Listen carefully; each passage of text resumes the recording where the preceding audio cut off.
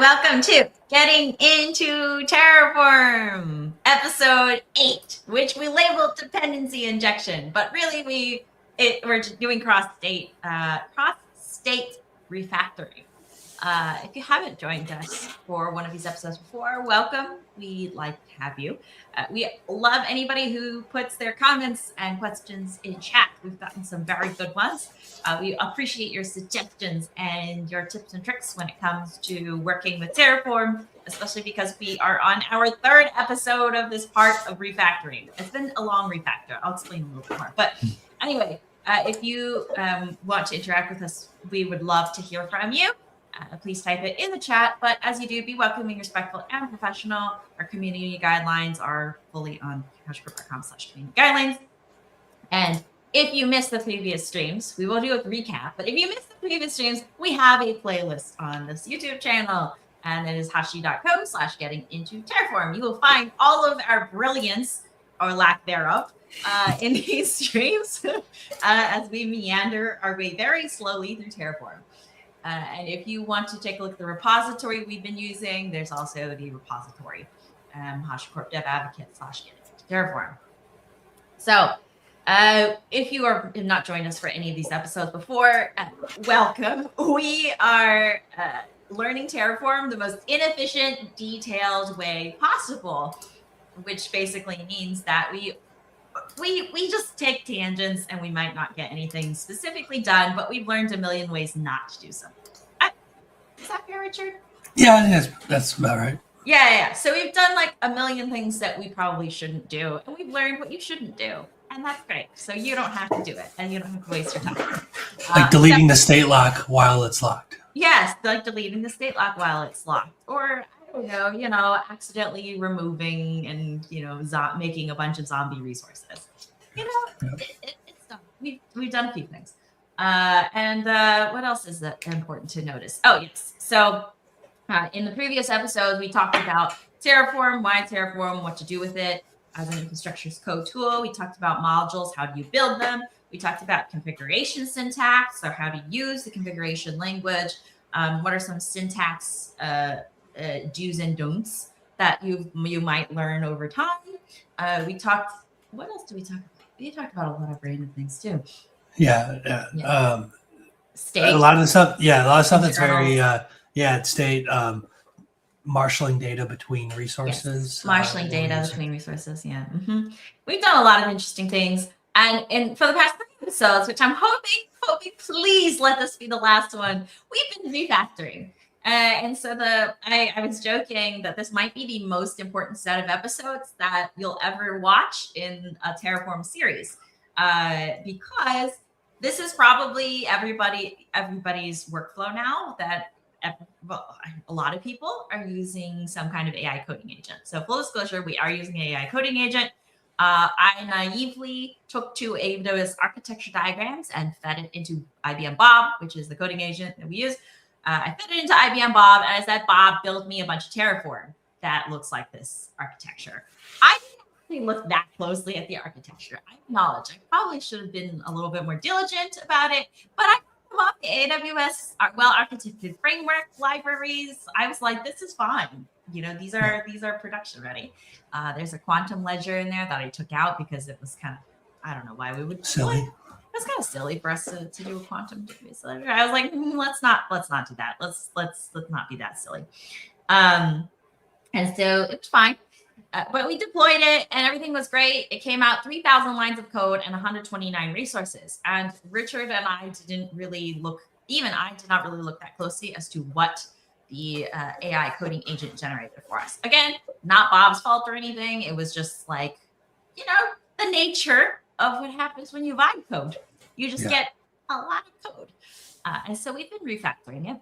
The first thing that we did in the past 2 episodes was we broke down the resources into modules. Let me share it. Are you ready to share your screen? Yes. You can show the modules. Okay. Boop. Okay. So we broke things down into modules, right? So we had a couple main components that we could logically group together. That's like the API gateway and lambdas, EKS cluster, EKS node groups, VPCs, everything like that we could group together for the most part. And then we ended up taking those modules and referencing them locally and doing a moved moved declarative configuration to just move everything. I think we've got rid of it just for like yeah, we deleted the move file. Yeah, just for hygiene, code hygiene. But I would say when we reflect back on the previous episodes, right, of what was good about this, Richard, typically, like if I had to do this manually, I would write a script to move all these resources, grab the IDs that we moved, things like that. We ended up using a coding agent to help us do this. Did you feel it was better, worse, easier? Like, I don't know. Yeah, I think it was like, I think we were done sooner than I would have been if I had tried doing it myself. Because, like you said, I would have written a script and I would have spent a bunch of time learning a bunch of like weird nuances about the way like state is represented graphically when you do like a list command, that I would have ended up with a bunch of really janky like Python like parsing of like state file code that would probably be fun to write, but not very like useful in terms of like things that provide value to our employer here at the reservation system. Yeah, exactly. So it's actually faster than than me like writing a bunch of scripts to do it. So I could appreciate that. I wasn't I thought it was actually a really useful exercise.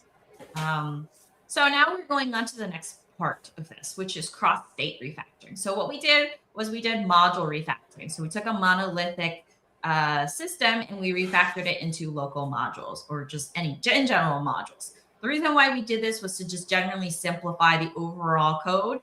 And it's also to preserve the overall state, right? So my biggest point whenever I refactor is to make sure that I assess the blast radius of any resource that I'm refactoring.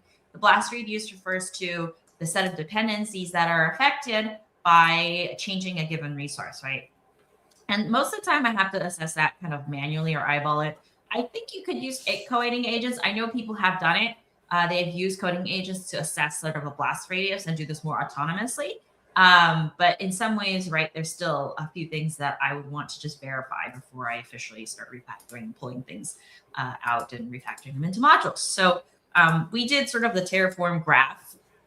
Do we still have that dot file? Yes. We should. Graph dot. Where's oh yeah. Graph dot. Oh yeah, let me. I don't know if you have your browser. Yeah. There we go. Whee. GraphViz. GraphViz has been our friend. Really, there should be make note. Put GraphViz or something in Bob or something. I don't know. Something for it to visualize it beautifully.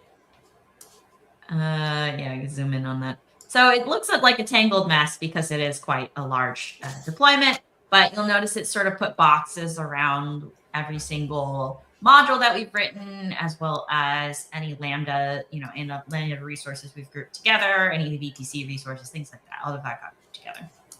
And so what I like to do, and I keep reiterating this, is I work from the higher level dependencies down to the lower level dependencies. Higher level dependencies have fewer upstream dependencies. So these things are like usually DNS to a certain degree. Lambdas were running kind of individually, didn't really have any upstream dependencies either, except for maybe a database configuration, but that was okay. And you kind of work your way from the higher level ones down to the lower level ones, which lower level tends to be like networking or account-wide stuff. IAM permissions are kind of a weird exception. IAM permissions can be changed from sort of an early refactoring approach, but do it very carefully because they could affect everything else, right? So the blast radius for IAM is very, very large, but it's also something that the changes apply very quickly. So you may actually be okay with changing an IAM permission. The blast radius might be large, but you could always change it back very quickly. So it's sort of, in terms of a blast radius assessment, it's not just the only thing that you're going to use to determine how you're going to refactor. You also have to consider the overall, I would say like the overall deployment time it would take to make those changes to the resource and to roll forward that change. So we don't really roll back in infrastructure as code. It's more of a roll forward. You can't really fully revert the changes, right? You just sort of roll and apply the old state back onto it. So that's why for the most part, when you think about it, just assess the overall impact of the change and how fast you can roll back. Those are 2 general rules. I don't know if you have other rules, Richard, that you take. No, I usually struggle, especially with the IAM roles, because it's easy to start with like I'll create like an API with Lambda functions, and I'll use like the same IAM role across all the functions. Yeah. And as I split those up, I do like a refactor. Okay, like this function now needs its own IAM role. Yeah. I lose some of the insight into like what that role has done because it's no longer attached to that specific role. So if you go through like CloudTrail and stuff like that, so the stuff we did where we like ensured that every time we did a plan apply, there was no changes, ensures that as you make these refactoring changes, you don't end up with this like weird date where everything before this date we've lost all visibility into that because we created a new resource as part of the refactoring. Yeah, it's also worth pointing out that like making atomic changes is very useful. If you try to make really broad refactoring changes and you make too many of them, it's very hard for you to parse through it. And you could theoretically, like someone was like, I could just use AI to pass the output and like have it parse through. Yeah, sure you could, but like on the other hand, we talk about optimizing tokens. We talked about optimizing the scope of work that an AI agent takes on. Do you really want to be passing 300 lines of like, diffs just to figure out if indeed something you did was correct or not, when you can actually reduce it down to maybe a 10-line diff, save on your tokens, maybe? I don't know. It's like people you can decide. Okay. So let's get into it. We're going to do refactoring across state. So the difference between refactoring across state and just refactoring a monolith into a set of modules is that now we need to move these resources into an entirely different state. And that's where dependency injection becomes a really critical concept. Dependency injection is twofold. The first is accessing information about a dependency through an interface. And the second is making sure that the downstream accesses from the upstream. So that would be sort of like an EC2 instance, getting the VPC ID, right? Hollywood principle. I'll call you, you don't call me kind of thing. So it's a twofold. The concept is twofold. And dependency injection in Terraform can be done in a couple of different ways. So we're going to explore some of that and talk about it a little bit. But the most thing that we're going to do right now is actually move some of these modules out of the same state and put them in separate states. So I think we'll start with the Lambdas and API gateways again, right? Because that's what the higher level ones. Okay. And we're going to use our handy dandy coding agent, I think, to help us. Note, we do not have any special harnesses for Terraform. We don't have any special harnesses for any of the structures code patterns. In relation to Bob, right now we're just kind of in coding mode. Now Bob has some stuff that's probably already preloaded, some logic that's already preloaded in there, but we don't have any rules, we don't have any skills. So what you see is pretty much what just comes out of the box. Oh, we do have one rule we set because it kept making you mad by not. Yes. I got very angry. Oh yes, everybody. I got very cranky because Bob kept whatever model Bob was leveraging, because Bob does model routing. So I don't know which one was the underlying model that was doing this, but whatever the LLM was trained on was using an older version of Terraform and an older version of providers in the examples. And so it was just consistently generating like AWS provider 5.0. And I was like, no, I don't want 5.0. I want the most recent one. So we basically made one rule to do a local override in code mode to basically force it to use the latest. Yeah. That was a side note because I got irritated. We kept correcting me. I got mad. I just couldn't do it anymore. So yeah, that's the one rule we have. So what you see is what you get. Okay. I think we started the reservation system, right? We decided we'd do the Lambda for the Lambda and API gateway for the reservation system first, I think. Yeah, I think so. Okay. I guess we should clear this, or did Bob already do this? Clear which? Bob did this. I don't. Oh, this in here? I don't think we did this. Oh, okay. Bob did this. Oh yeah, Bob did the imports. We should probably just start over. Yeah. Let's start over. Okay, so just or actually no. Like open up your task history. Open up your history in Bob. We probably had this somewhere, right? history. Oh yeah. Okay. So I guess we could we could do this. Okay, so we moved some things from the reservation system, specifically the Lambda and the API gateway. And when you move Terraform files, that's all well and good. But when you move them, you have to import the resources into state, right? It's not like you magically copy paste the Terraform files and magically move them across state. No, you have to do import commands. And so one of the things that we were making sure we did was include these import blocks. So if you go open the import block, yeah, for every import that we make, you'll notice that there's an ID associated with it. And so this ID is what it pulled from state. We asked it to pull from the original state. And then it sort of populated them as hard-coded values into this import .tf. So these are a way for you to declaratively iterate on the import. Now there's a Terraform query capability that we showed previously. There's a Terraform query capability that you can use to search a list of resources and grab the IDs. You have to write a query. It's like an HCL file as well to write the query for it. I don't think it really applies in this situation, right? I don't recommend you do it in refactoring because we tried it a little bit of it.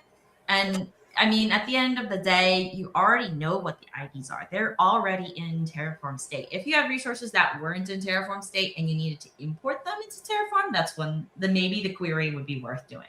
But I wouldn't recommend doing the query in this case because you already have everything in state. You just need to move it cross state. So we just pulled all the IDs from the state file and we didn't use the query. All right. I guess we could try running this because I don't think we have yet anything else other than, we moved the IDs over and things like that. This is just the API gateway and the Lambda, right? Yeah. And for those who are joining and you're not familiar with Terraform, welcome. That's all right. I mean, most of this is just an exercise in understanding how to work with a coding agent to refactor. Okay. So there's a couple important things here, right? Where it's telling us, all right, there's some undeclared resources. These are things that existed in the other files in the monolith, and they don't exist here in our new created state, right?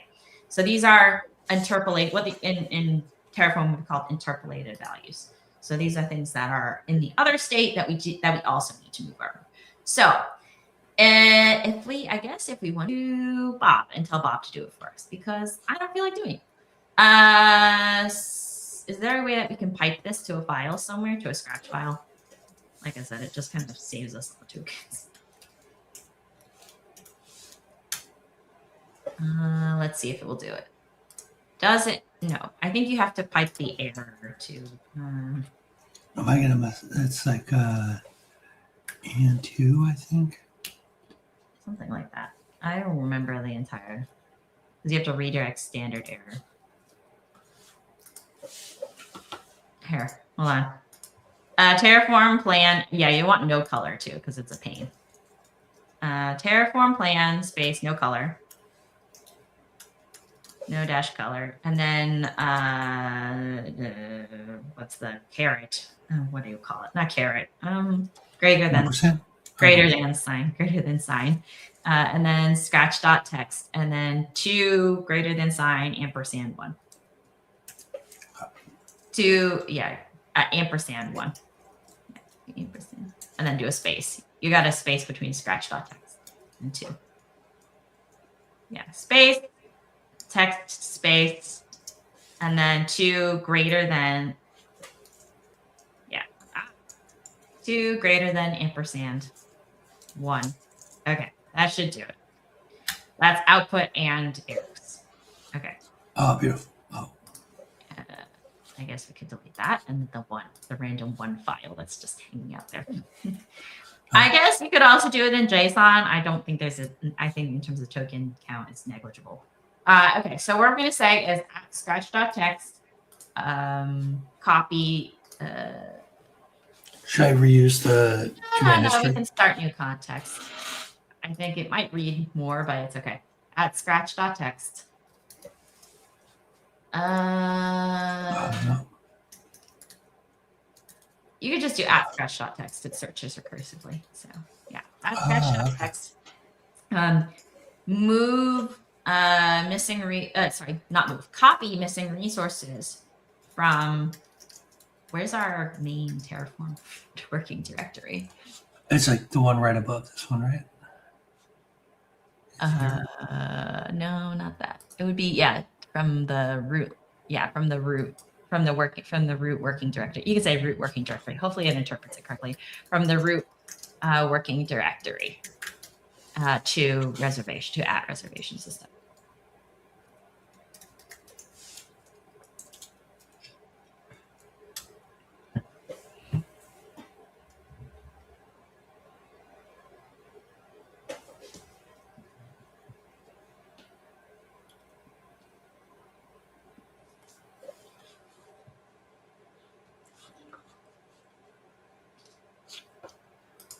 What? Uh-oh. Try it again. They might just be doing some stuff. It's okay. If not, we'll just do it manually. I know I paid my bond bill this month. I mean, maybe it's just too many tokens. I don't know. Okay. Well, don't put the at reservation system. Maybe that will. It's only like 200 lines. It's barely. I don't want to do it resource by resource. I'm just making sure that like it's not context, or it's Buzz. Let's see. Oh, start new task. I guess, yeah, that one. Our API is not happy today, I guess. We're having a great time. Okay. Oh, it's queued. Okay. You know what? Reload, maybe? So you don't have to quit it. I mean, you could just reload it. Yes.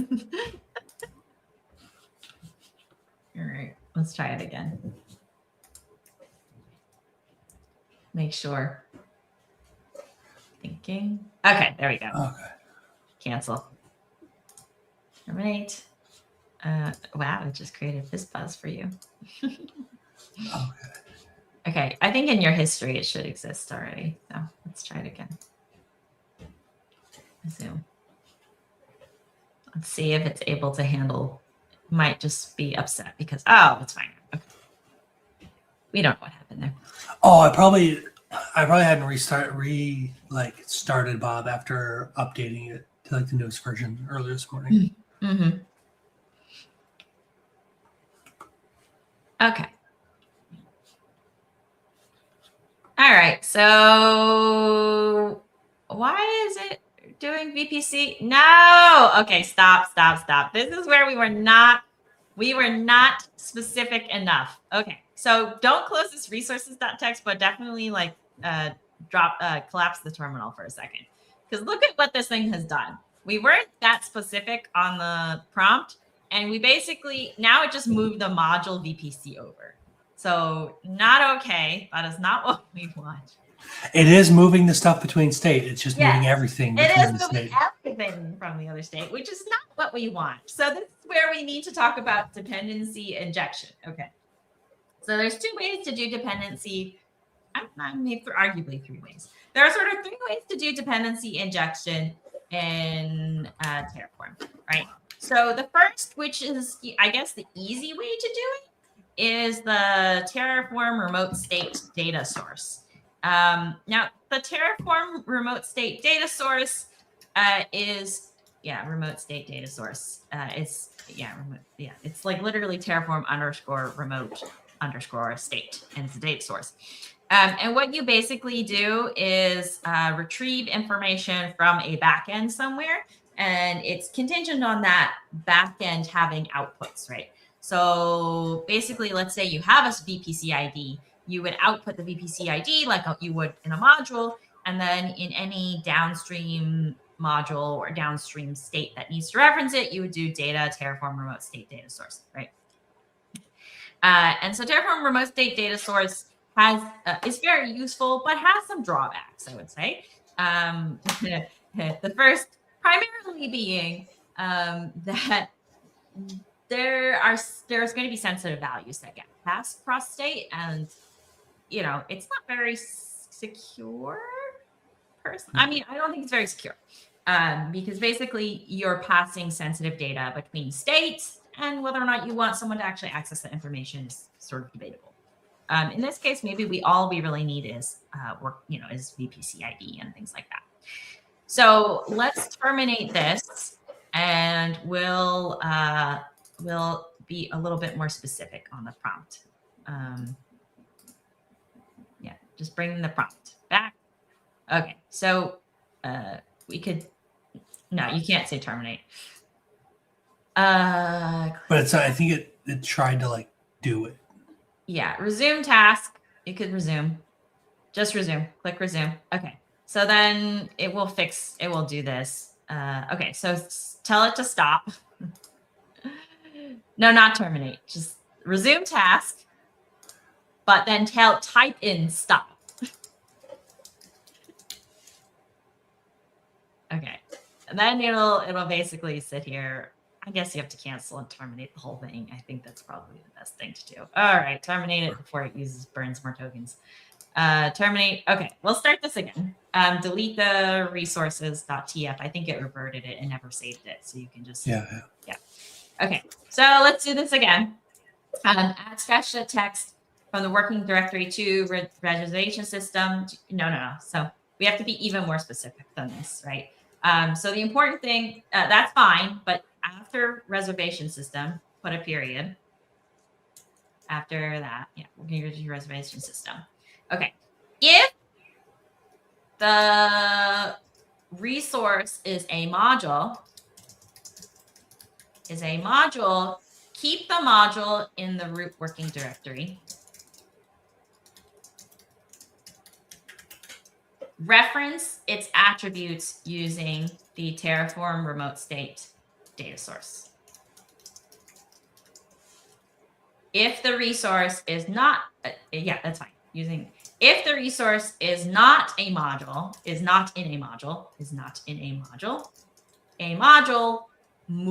copy the resources. Okay, and so we can simplify this prompt to just make it a little bit easier. Fix the errors in scratch.txt. You can, at the very beginning, you say fix the errors in scratch.txt. Scratch.txt, and then remove the copy the resources and whatever to reservation system. Yeah, that. There. Okay. So this cleans up the prompt a bit. You have to be very specific at scratch.txt. Undo. There's no control Z. It has broken my universal undo button. Oh no, what's it doing? Okay, I guess I'll delete it. And then there we go. All right. Okay. And then remove the copy missing resources, whatever. You could remove that part. Mm-hmm. Okay. Yeah, that's what I tried doing last time. I highlighted all of it and pressed backspace, and it like. So, we can admit this on the stream. We both have toddlers. Yeah, we both have toddlers. It's working with an AI is like speaking to a toddler. So whenever I ask myself what's a good prompt, I have to sit here and be like, what would my toddler understand? And this is what my toddler would understand. No, Tim, my son is not at the.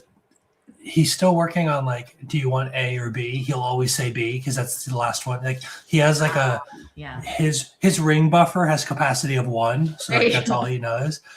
So I have to make, do you want this? And then he says yes or no, and then I move on to the next one. Yeah. So it's like you have to be just very specific, and so I have to. Whenever I think about it, I'm like, okay, first with the prompt, I tell it to fix the errors that are in this file first. Now here are the exceptional cases if you do encounter them.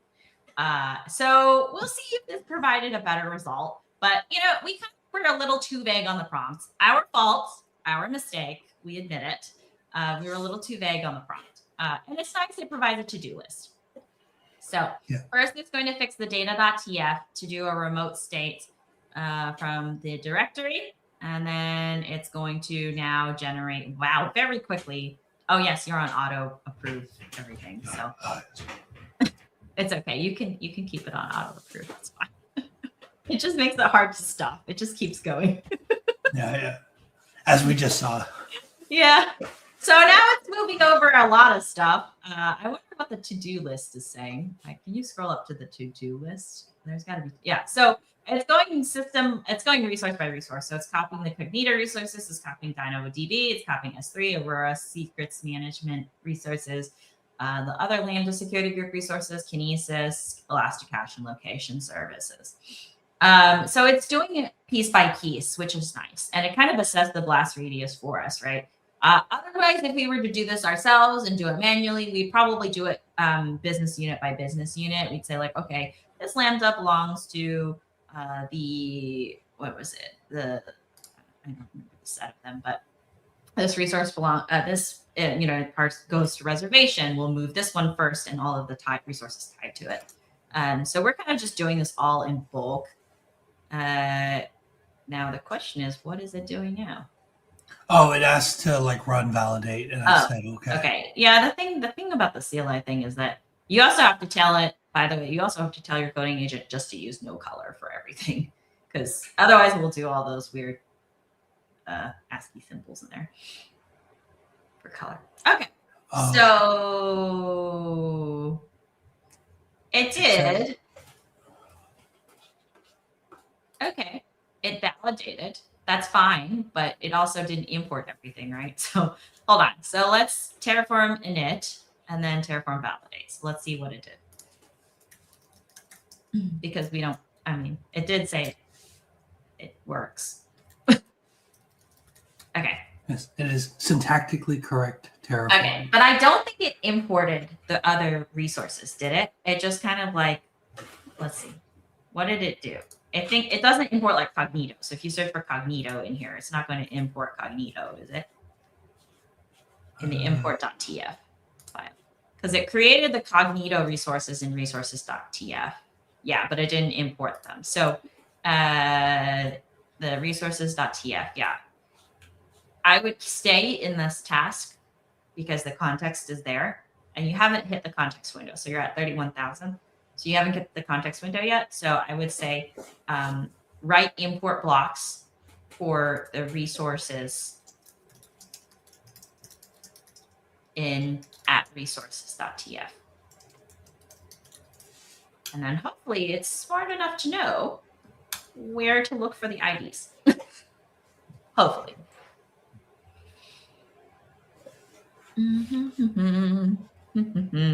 Okay, so it is getting, so it is getting the state list from all the various ones. You'll notice the grep, it's doing a grep command. Very nice. So we'll see if it actually comes out with the correct IDs. I mean, I guess if we were really smart about this, we should have probably told it to just write the IDs out to a file. I was doing all this. And we should have probably better leveraged memory. So if folks are like wondering what is going on, if you're doing a large import like this, we're actually not considered doing a big import necessarily. We're splitting it out based on domain, and we're trying to keep the scope really narrow. So, but if let's say you're hitting your context window or something, it would probably be better if you wrote, as it's doing the refactor, you tell it, hey, can you just write the ID and the identifier that you're moving into a scratch file somewhere? And then in the next, in your next chat, you would open up that scratch file to do more work on that. Because this is quite a lot of parsing. So. Yeah, I think it figured out how to write a single resource, and it's like, it reminds me of a guy I used to work with. Like, all right, let me do that for like a one-liner for everything. Yeah. It's like it's the cognitive leap of going from like a single bash line to like a file that does it. They're like, no, I can, I have more characters left in the terminal. Yeah, exactly. I have more characters. I can do this. Yeah. I can do it in one go. I don't want to keep running it. gets more. So yep, I just got. It's a one-liner. I just have to run it 422 times. Yeah. Aurora is doing Aurora now. The database. Okay, now it's Kinesis and Elasticache. So like, I think it's pretty efficient though. Actually, like this CLI. It's.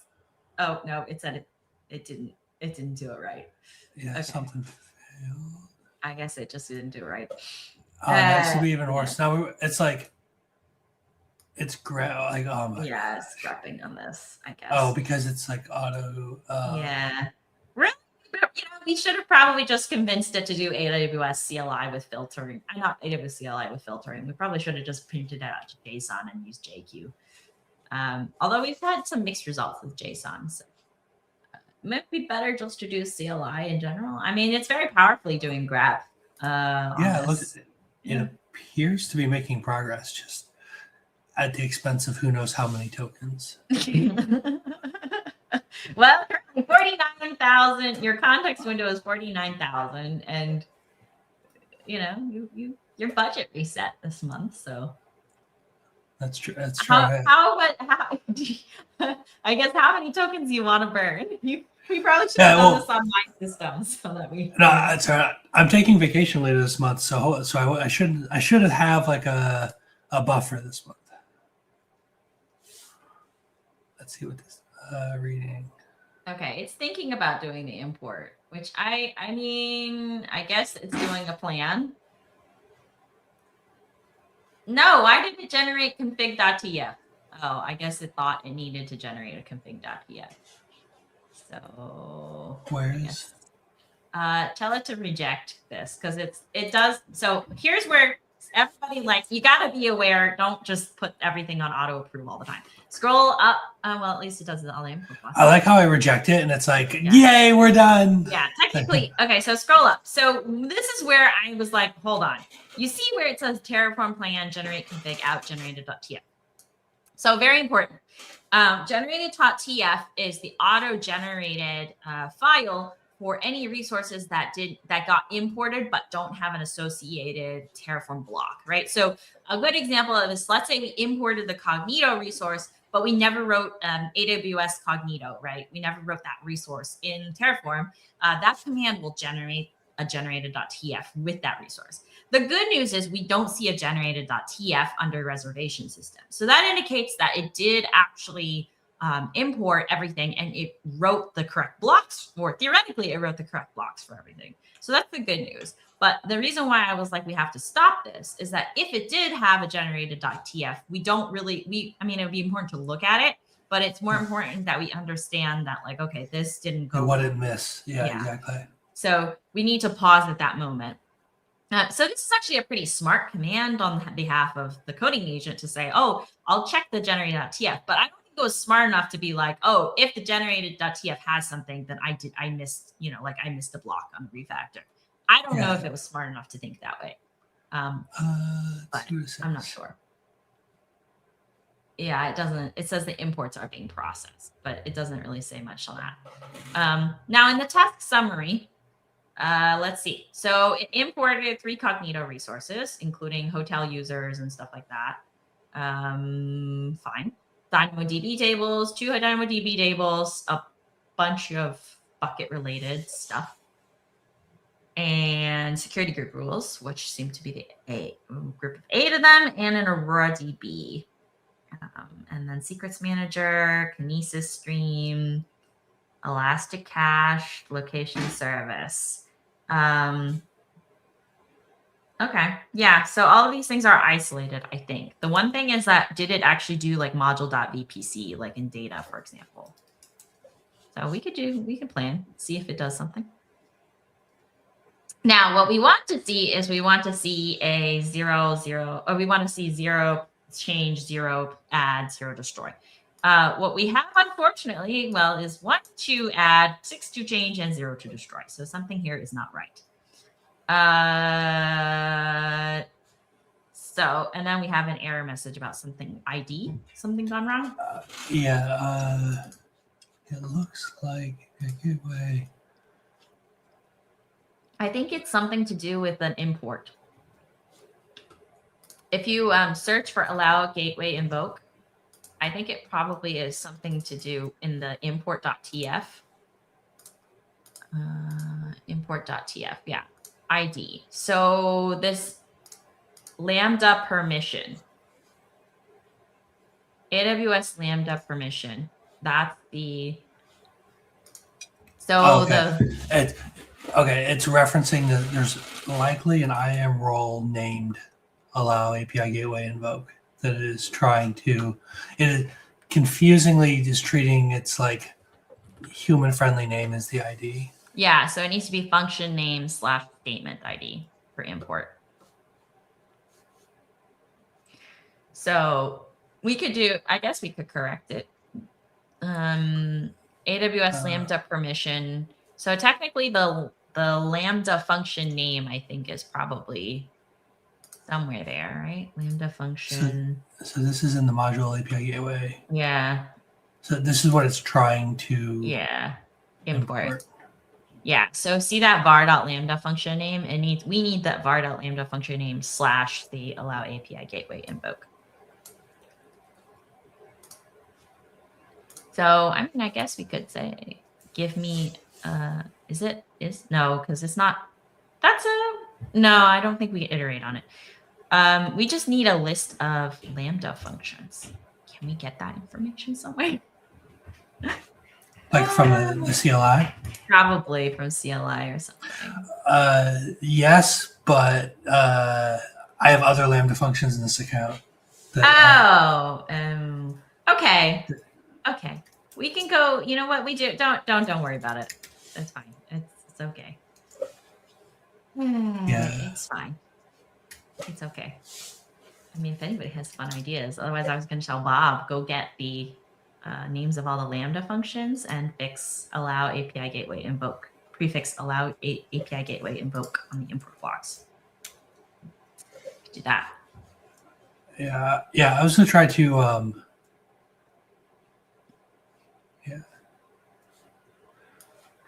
Yeah. Allow S3. Oh, there's a couple of these. Yeah, there's a couple of these. So it's only 2. Well, secrets meta version. I mean, we could print this out again and tell it to fix the errors. So why not? Why not? We're doing this purely, as AI first as we can. I know folks are like, but didn't we promise to go into the details to be more efficient? Basically, what we need to do is resolve these ID errors for the import. So there was a limitation in that clearly, if we were to do this going forward, or we knew this was an operation, actually, I will make a note of this, but I should put a refactoring skill. We have a refactoring skill, but I should actually check the refactoring skill to reference correct ID format. Because, then you're going to go back and forth. So I would just save out the errors again and just tell it to in a new context. Or that's also correct format. I mean, yeah, that's fine. We could do that. Fix that. It needs to be function name statement ID.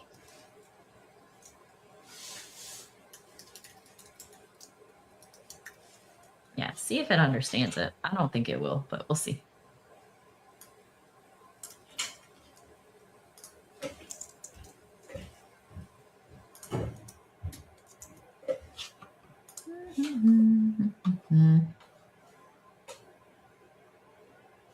Okay.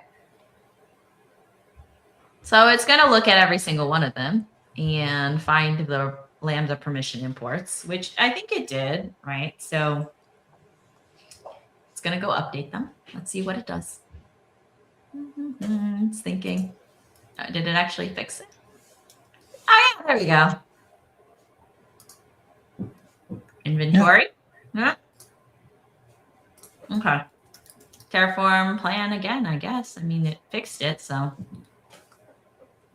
Any other ones that are missing? There was a secrets manager that was complaining. Oh, okay. Wrong format of import ID. Use user pool. Something of an import ID is wrong. Can you copy that import ID? So there were 13N something at the top. There's 2 errors, it looks like. Yeah, so that one. Where is that one? Okay, cognito. So cognito is also incorrect. So let me look up the format for cognito because it doesn't actually tell us. Other than user pool ID / client ID.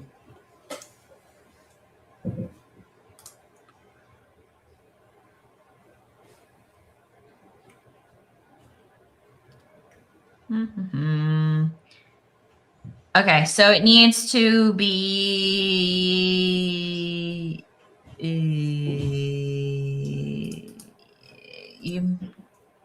ID of the user pool and the ID of the user pool client. So the import needs to be the ID and the ID of the client. So it needs pool ID / client ID. So I think what we have is the client ID. We just need the cognito pool ID, which if you go there, it's that user pool ID there. Yeah, we can search and state for it. I guess technically if you do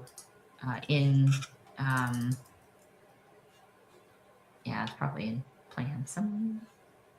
No, I mean, we could output it. So it's an output. So if you go to the top level working directory and you do Terraform output, I think it's an output.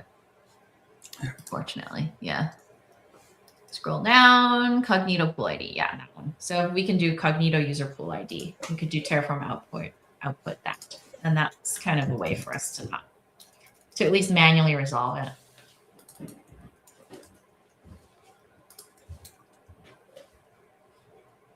No, up a directory because this is in reservation system. Okay, so we need that. So it's that /. Okay, so this one we manually resolved. I mean, at least we went from like, I don't know, 8 errors to 2 errors, and we're manually resolving that one. Now the secrets manager version at AWS current member must have length greater than or equal to 32. Huh? Hold on. It's because it's like the thing, and then this where it says AWS current is like the version of the secret, and it just stuffed in AWS current, which is probably like a Sentinel value used by like the AWS CLI or something. Oh, okay. So I guess we should look at the import, right? For the secrets manager version. Yeah. Because I think this must be where it's coming from. There we are. Okay. So AWS secrets manager version. AWS secrets manager version. Secret version. Let's see. What is the import supposed to be? The import is secret ID and version ID. So we need the version ID.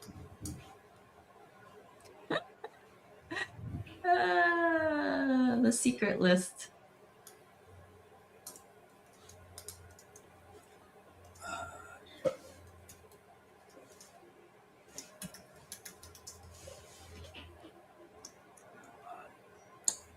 We're looking for the ID for this one. Aurora. I mean, you could just write this out to a file and search for it. I would be like, oh, I'll just write it into a file and search for it. And you're like diligently looking at the query. You're using the querying command. Oh, wait. Just write it to a file and we'll look at it. God, I think it's because like the new AWS CLI does this stupid pagination thing. Mm-hmm.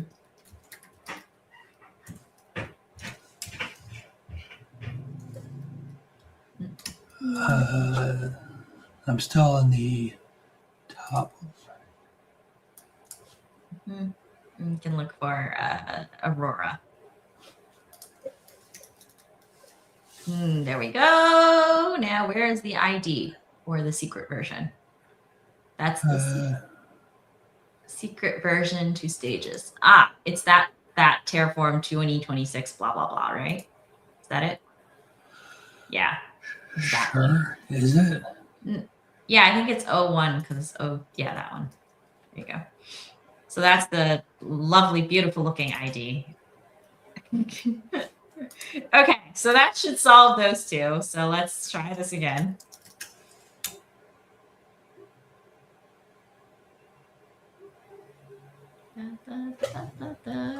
Okay, so now we got 2 to add.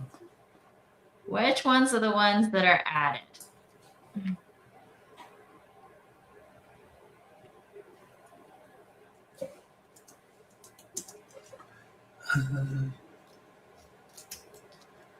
Oh, there's probably like you can do like a plan output to JSON, right? It's like Yeah. Oh no. Let's go.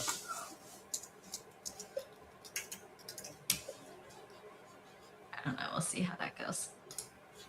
Yeah, it's this lovely refreshing state, and then it just dumps it out line by line. It's fine. It's okay. Just we look for it. Technically, I guess you could do the Terraform plan, show, whatever, and then yeah, Terraform. What's it? Terraform show, and then in JSON. Oh no, you have to do out. Terraform plan out, TF plan. Dash out, sorry. Terraform plan dash out, TF plan. Yep. And then that should output a binary of the plan. And then you do Terraform show JSON.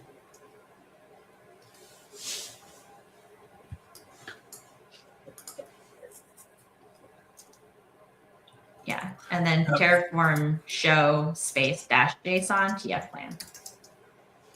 And in this case, we can find what's added, right? So we'll find what's added, basically.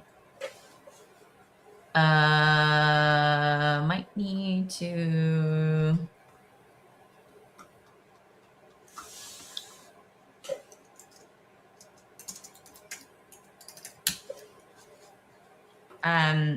It's this. This is the dumb part. Hold on. I have my cheat sheet of commands. Do I Slack it to you? Yeah, Slack. I have our Slack open. Okay, hold on. There we go.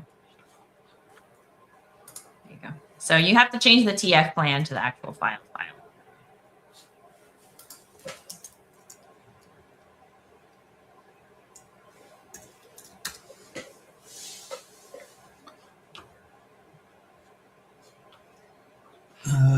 The master password. That's what it is changing. Yeah. So it's creating it. Okay, so for some reason it's changing the password. We didn't import the random password, did we? No. Find if the import, on the import, say random password. Yeah, let's see. Did it import random password? No. So yeah, we need to import random password. Can you import a random password? I have no idea. We will find out.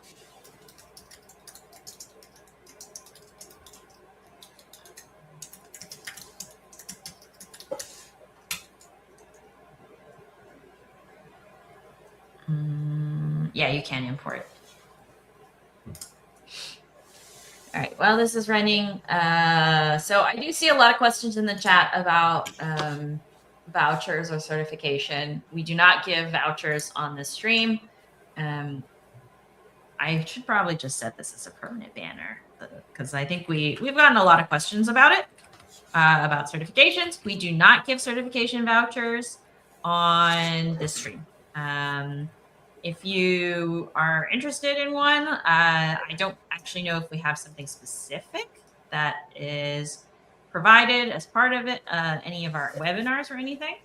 But I will put a banner up if you want to check out a certification webinar. Maybe that's helpful to you. I guess, like I said, I don't think they give vouchers at these webinars, but at the very least, if you want to prepare, it's a good opportunity to give it a try. So let me add this banner show. Okay. So that's the certification prep webinar series. I'm just going to put this on here for now, so folks at least have it. So there's a certification prep webinar that you can refer to. And as for tips, share experience on what to focus for. Richard, do you have any suggestions on what to focus for the 004 associate? Yes. Let me. I mean, there is a. Let's see if I can open it up. It's okay. You don't have to open it up. Just a general thing. I mean, I would say something very general because I don't want it to be the focus of it. Yes. I mean, there is this. I would focus on. There's this associate prep on developer.hashicorp.com. Oh, it doesn't make the URL bigger. I will put it. They came from YouTube. I can put it in YouTube. Okay, yeah, I'll put it on LinkedIn then. I'll do it. I'll select it. This is what I used when I studied for it, and it was There's the learning path, which has content, basically teaching you the stuff. There's like some stuff is videos, some is documentation, blog posts. You work through these. It explains like parts of the commands you need to know, and then the exam content list maps that stuff from the learning path to the learning objectives, and then there's like a sample test that you can take to gauge how ready you are to take the exam. That's what I would suggest. If you go through all of that, like I know, like after you go through it, like, oh yeah, I felt very comfortable going through that. I would say you're probably ready for the exam. Okay, thank you. All right, so that's just a note. I know folks are always dropping that in the chat and asking questions about it. We do not have vouchers here, but if you do want more information, check out the certification. I think we made it worse because now we made two to add. What is being added now?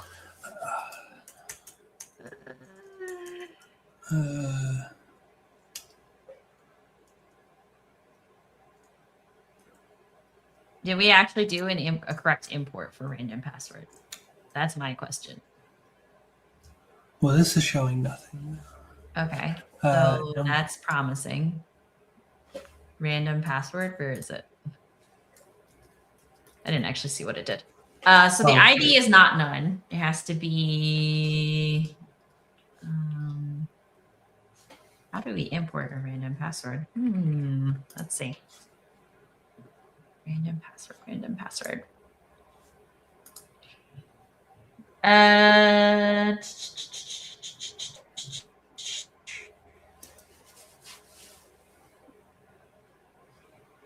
have to do the plain password.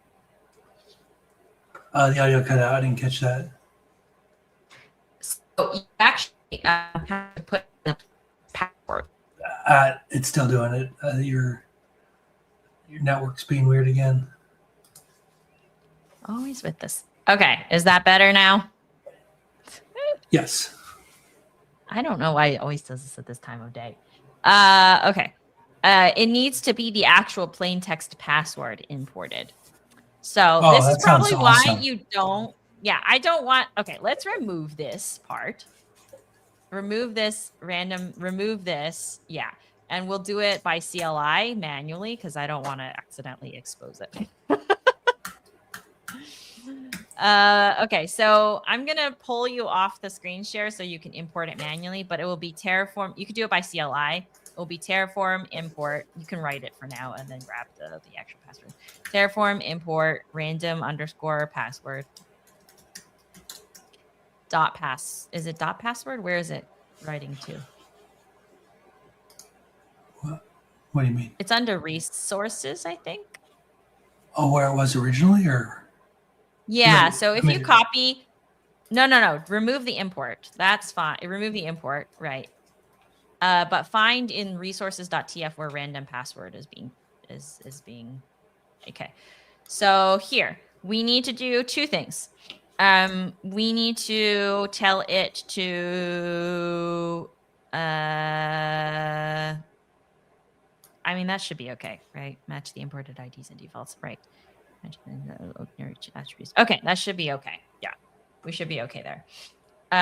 So we need that Aurora master password. Okay. and then space. And then what I'm going to do is pull you off the share, and then you're going to go into the root level directory and get the password.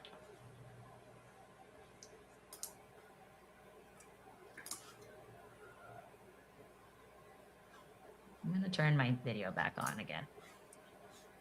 And hopefully that just, I really need to fix this situation. I don't know, for some reason in this house, it always ends up with the, around this time. Well, Not working again? well, no, I'm trying to where the password we had like generated it from like the secret string. Yeah, from random password. So yes. you, in your Terraform state, in your my state, root directory, you can extract it from there. It shouldn't be redacted because we didn't use ephemeral values. Oh, come on.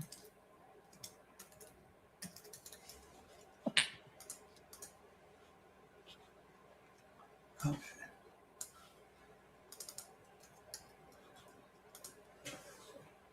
Apparently, it's all these dependencies.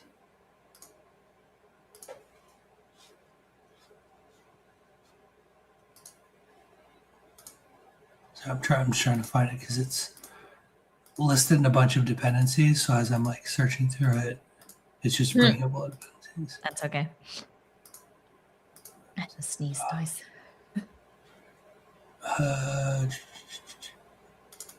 Got it. Okay.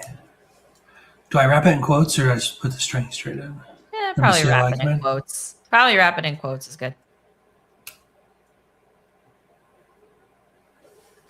Okay. Let me know when you've hit enter, and then you can clear your screen. I mean, we technically destroy this environment after everything anyway. So, all right, ready? Yep. I'm adding you back on stream. Okay. We technically, you know, all right. So now that we fixed that situation, I guess we can do Terraform a Terraform plan again and just double check everything is not going to explode on us. Okay, what is it that it's adding and destroying? That is what I don't understand. Okay, and then go back to this show, change create. I think it's replace. It must be replace because the action is like a add and then destroy. Right? We'll see. Remove. Okay, so go back to actions equals create and then remove the and length 1. So we can just, so remove the, and length 1 part and then just put create. Let's see if it will actually tell us what's going on. Oh.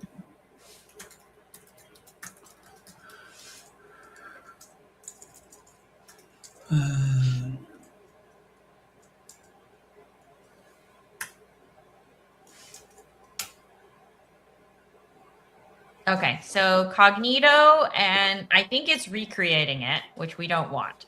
So for random password Aurora master password, we want to ignore lifecycle changes for this one for now. So if you can, this is where we're going to use all of our previous knowledge. So if you go to random password, the random password resource. And like the actual resource? Yes, the actual resource. This is where we are going to apply our learnings about meta arguments, specifically lifecycle. So it's basically thinking, oh, you imported it, but I'm going to destroy it as well. So you don't want to do that. So what you say is lifecycle, squiggle bracket, and then ignore underscore changes. So what we're going to do is we're going to say, whatever you're going to do, just don't do anything to it. And then you can hit enter and you'll have length and special, length comma special, or you could do both. You don't have to hit enter. No, in ignore changes, because we want to ignore the changes that are happening to the length and the special attribute. Yeah. So if we run plan, this should reduce it to a 1, maybe. We'll see. Yep. Okay. So that's good. It reduced it to 1. So let's see which one is left. It should be the Cognito user pool. So Why is the Cognito user pool getting user pool client? Why is it getting replaced? That is the big question. What we can do is we can target that. So let's do copy the entire identifier. So AWS Cognito user pool client hotel users. Copy that whole thing. Yep. And then do Terraform plan -target. Yep. And then target that. And then we'll see what it tells us. So why is it okay. Generate secret is false. I assume that is currently true. And that's why. Oh, right. Because we when we first created it, we wanted to generate the secret. Yeah. But now that we're importing it. Okay. Yeah. Right. Now that we're importing it. So let's add that attribute. So generate secret. To like a lifecycle ignore? No, I mean, okay. So it added false for some peculiar reason, which is even weirder to me. Can you go back to the original? Did it add that, or it just oh, it's there. Okay. All right. Yeah. So let's ignore lifecycle changes. Let's do that. Because yeah, we already generated it. Lifecycle and then squiggle. Now, these are things you could say, you can argue you should clean this up. You shouldn't keep it this way. It's like if you're perpetually doing this, you just want to preserve the state first. So make sure you're getting into a point when in your state refactor that you're at least preserving the state. You're not creating anything new. You're not going to just force a replacement from it too. It does seem weird that it was set to false. Yeah. I think it's because it was a default value that kind of just passed through, and then it doesn't capture it on the AWS API side, right? So, okay, so I think this should be okay. Yeah, okay, so which ones are the ones to change? So let's now look at the IDs of the ones that are changing, because we can't see anything. So change. I don't know if it's update or change. I have to remember. No, I think it's update. Yeah. Okay. Here we go. 1, 2, 3, 4, 5, 6. 6. Yeah, these are correct. Okay. So let's target the RDS cluster first, and then we'll see why it's telling us that it needs to change it. Watch it be because of the password.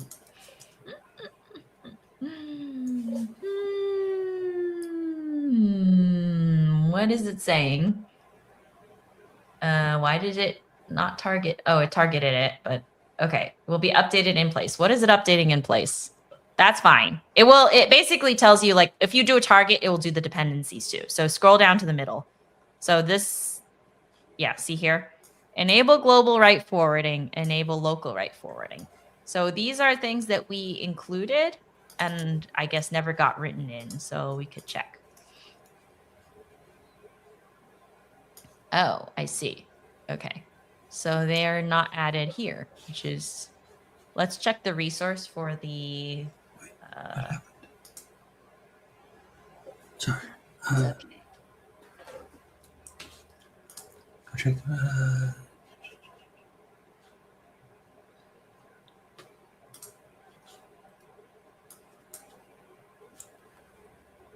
Oh, is this because like we didn't set it and then there's like some default value? And Yeah. Which again, like I hesitate on doing anything about this for a couple reasons, because you don't actually know what the side effect is if you do accidentally set, or you do like overwrite this value. I would look at what you targeted and then use that ID to search. Yeah, so when you look for the target ID,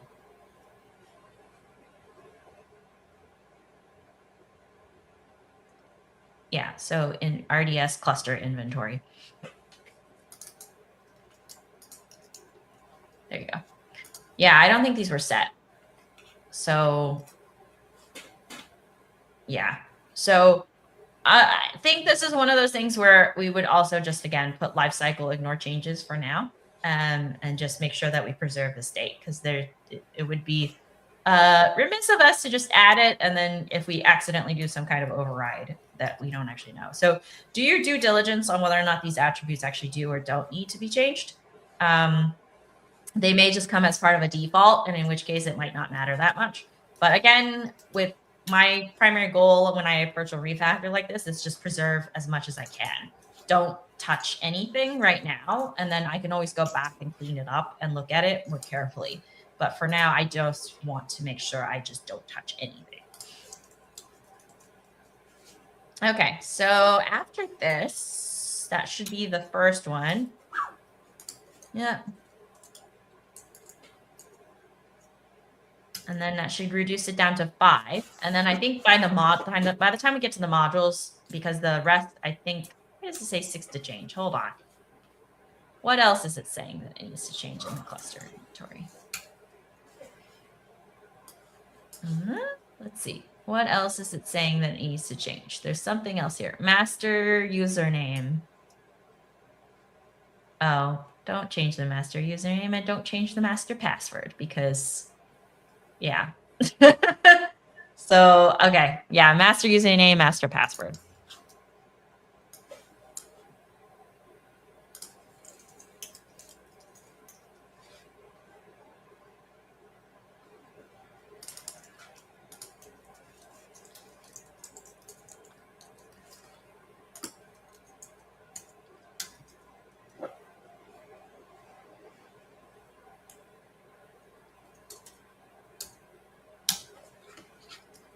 Yeah, and the rest are just the Lambda functions.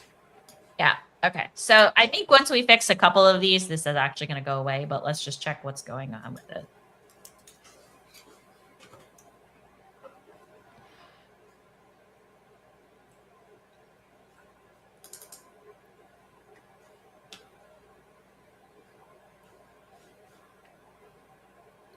Why is file name? Oh, did we actually move the file name over? Did we use did we actually move the lambda.zip over too during the refactor? Because it has to be cross state. Oh no, we left it out here. Is that what, now it's like referencing like. Yeah, we should probably move that lambda placeholder out.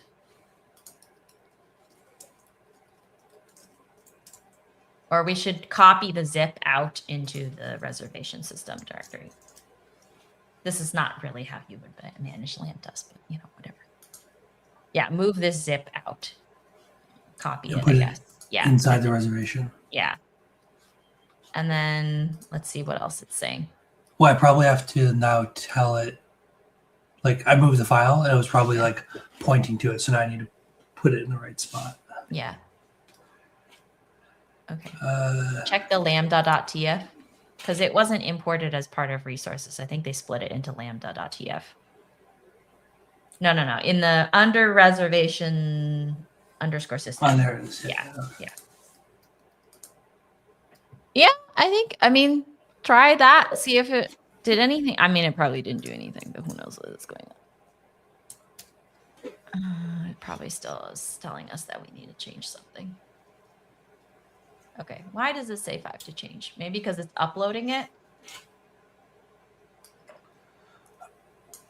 I wonder if...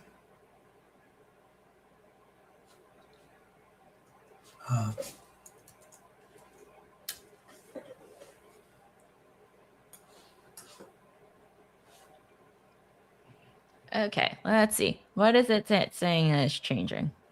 Last modified. Okay, sure. Oh, publish false. There's that. But file name. It says file. I mean, this shouldn't be so bad. I guess it's because it's modifying it because technically we were refactoring. I think this is okay. I'm accepting this one. Okay. Because a lambda, like, how disruptive would that change be, I guess? Right. Yeah.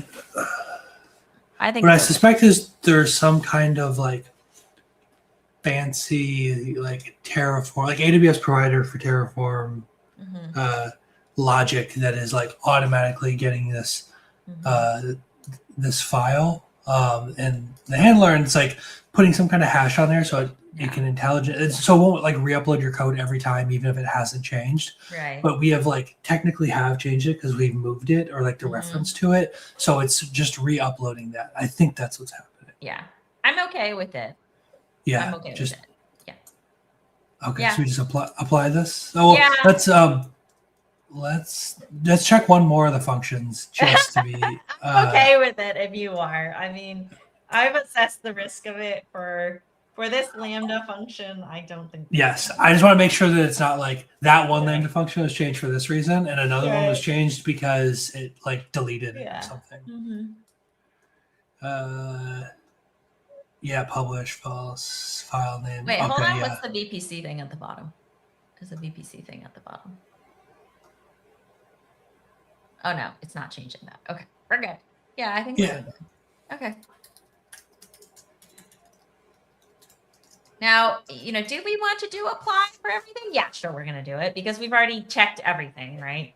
And we verified that just because there's an import doesn't mean there's anything other than the lambdas that will change, but everything else will get imported. So hopefully this actually imports everything to state. And we'll see. This is, we've imported it all and it's working on it. Taking its time.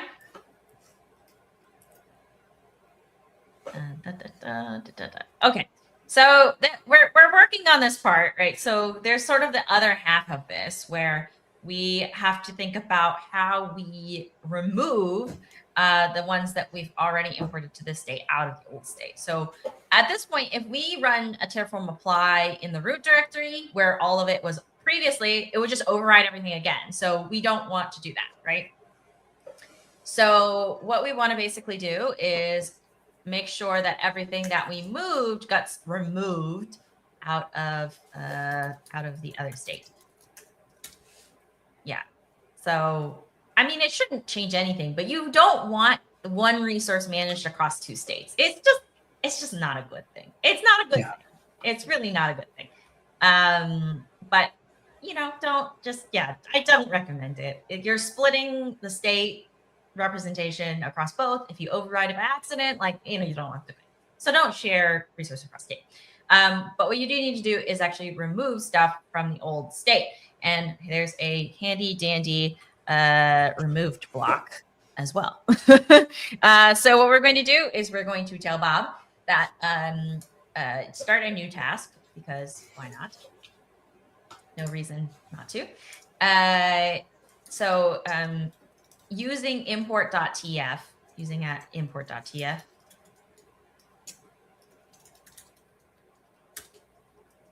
create removed blocks in the root directory. For resources that we moved to the resolution system. For resources that we moved. And delete the resources in the root directory.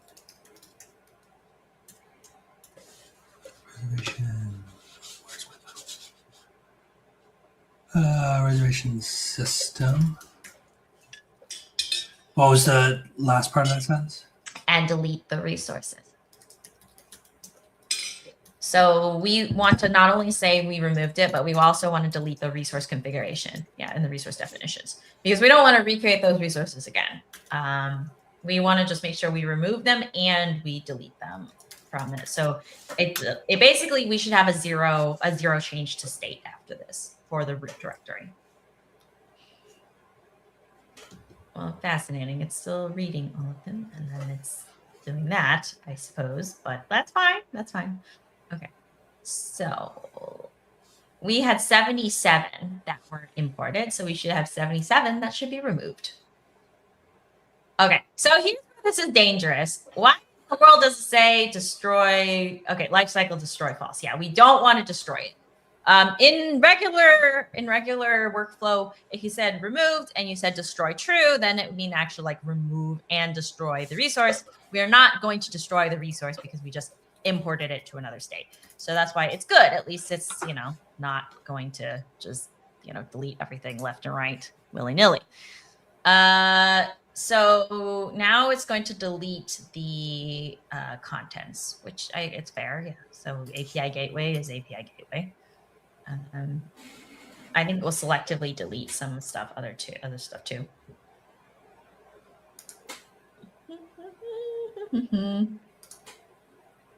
Remove DynamoDB. Okay, delete the entire Kinesis file because it was all there. Elasticache was all moved. Location, yes, was all moved. At least most of this was pretty decoupled, which I give it credit. Yeah. Good thing we did that refactoring first. Yes. S3.tf, now they have to be really careful because they're selectively removing certain resources. So it's editing the file to selectively remove the resources that are Aurora related and not reservation system related or whatever. So let's see. Okay, so it's removing some of this stuff. Okay, so it's now deleting it.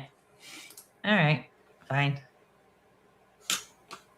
Update security groups.tf, searching, seek, and destroy. Yeah. That's like you joke, Terraform YOLO, you only live once. Yeah. We're living the true Terraform YOLO. Okay, so we do have to tell it to fix the outputs too. So let's look at this. Yeah. Actually, we probably should have told it to put the outputs in the state, in the other state. Yeah, so also just say move the related outputs to your reservation system. Is this vibe coding with an AI agent named Bob? Yes. Yes, it is. I know. I don't know how to feel about vibe coding with an AI agent named Bob, but yes, we are. We are mixing kind of vibe coding and more human intervention into it. Partly because we're trying to be mindful of our tokens, and partly because some things are just more efficiently done for us to, manually do it, rather than tell an AI to do it. But the original monolith that we are working with, I did vibe code. I just uploaded AWS reference diagrams to Bob and told it to generate it. And it generated 3,000 lines and 129 resources. Yeah. We used to have music on this stream, but then we realized it was copyrighted. So we just didn't have it a takedown notice. We just don't play music anymore, unfortunately.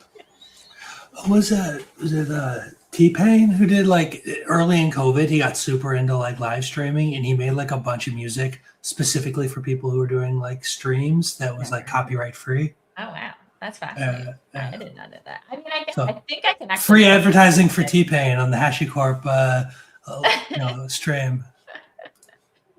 I think there's actually background music that I could play to this. We could do it here. There's rock. That's about as good as we're gonna get, folks.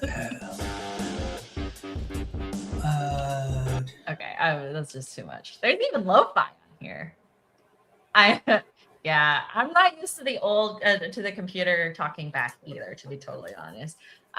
In terms of my personal workflow, there are things that are really good about using a coding agent in the workflow.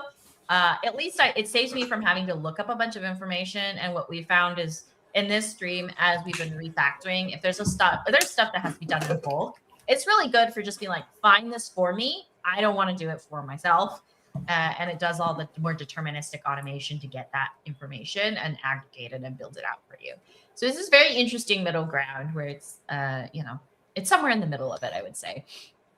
Are we in a weird circular dependency now because the location services was moved to this other state file, but then the main, the original state file we have, needs that information, but now they're both pulling data from each other? No, yes, but why is Fargate? Hold on. I think this is also some indicator that we've done something horribly wrong with our dependencies.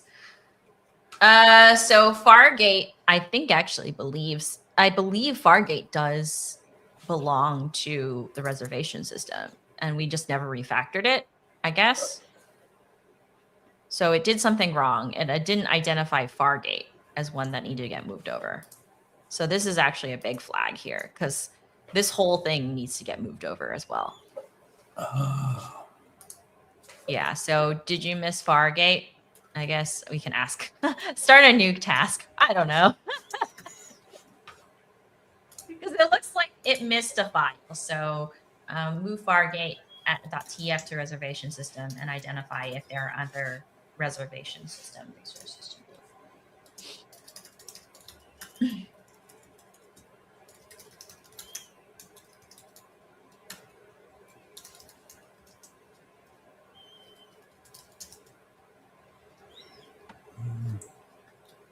Protocol directory, yeah. Yeah, and then also add import blocks for it.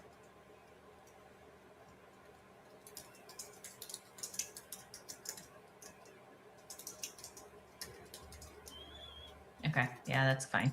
We'll do the removed later, but let's do this task first, right? So let's do this incrementally. Like I said, what we're finding is that the more you ask the AI to do, the harder it is for you to review what it's doing. So to-do lists will help.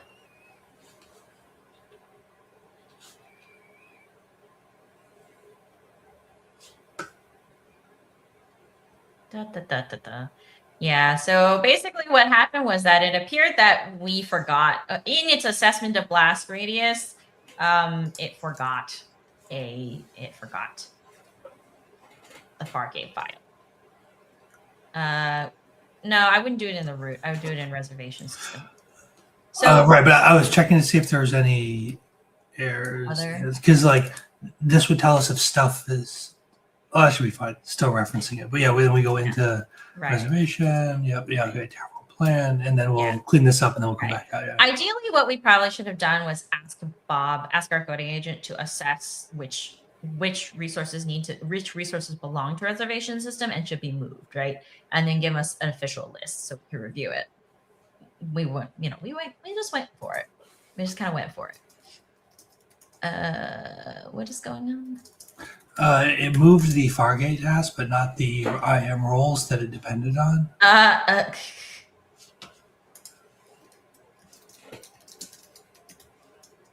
Is this a HashiCorp ID? No, it's an IBM coding agent. I'll put a link to it.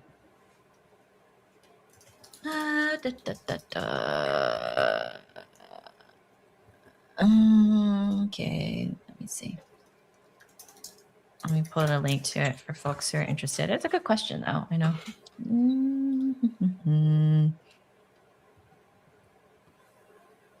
Let me see. Will this let me add a comment this time? LinkedIn. Nope. LinkedIn, why do you do this to me today? Oh, yeah. You want to send it to me and I'll post it on LinkedIn?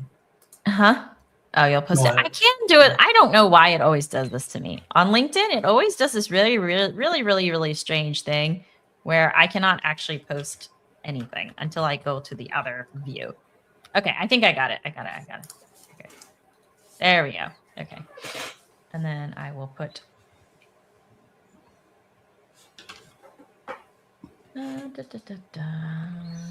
yeah, so Bob right now, I mean, I guess the general mention about Bob is primarily in terms of the current use case that it's, I would say like most of the harnesses are targeted towards are Java modernization. But it doesn't, like in the future, there will be other harnesses, let's say for like Terraform. But as of right now, I mean, it's not bad in terms of the Terraform, like its generation of Terraform. It's just there are things that you could optimize. So what we're showing right now is like without any skills, without any rules. But you can write your own rules. You can write your own mode so that it is able to do better Terraform generation. Okay, what happened now? Invalid prefix, and it's creating things. Yeah, so I tried to describe the clusters, but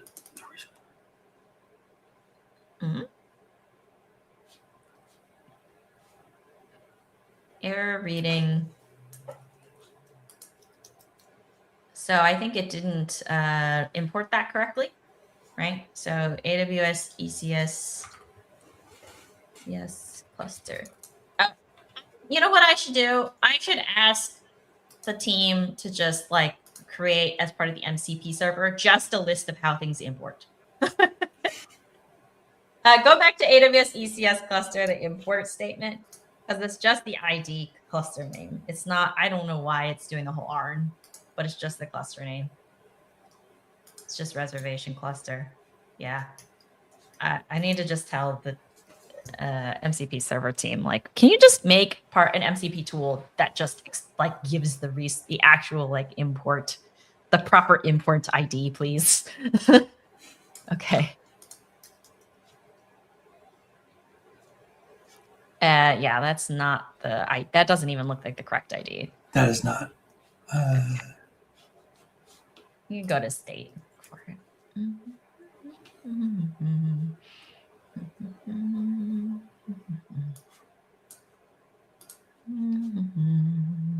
Of course. If you want to, you can control a TF state. Go back to the root. Do Terraform state show, and then the resource ID. Terraform state show AWS _ security group, whatever it is.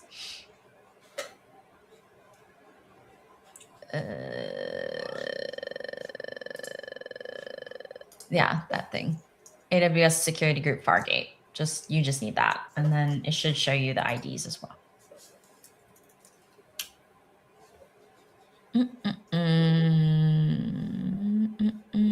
There you go. That looks more like a. Yeah. Okay, so that's getting there slowly but surely. This is still painstaking. So like, let me think about this for a second. This is coming on an hour and a half. We've moved 82 resources-ish, maybe? Yeah, 82 resources-ish.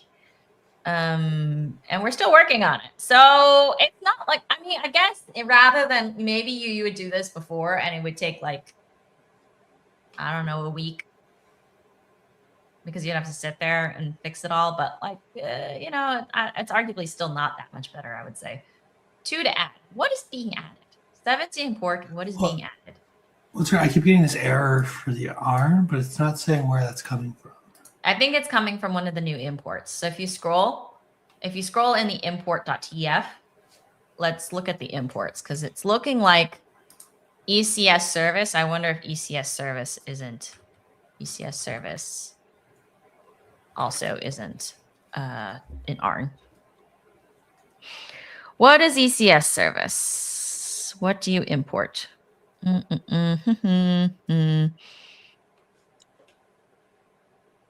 Yeah, it's an ID, cluster name / service name. So that's not even that. So remove ID, ARN, blah, blah, blah, everything up to the / reservation. So keep reservation, but basically remove everything between there.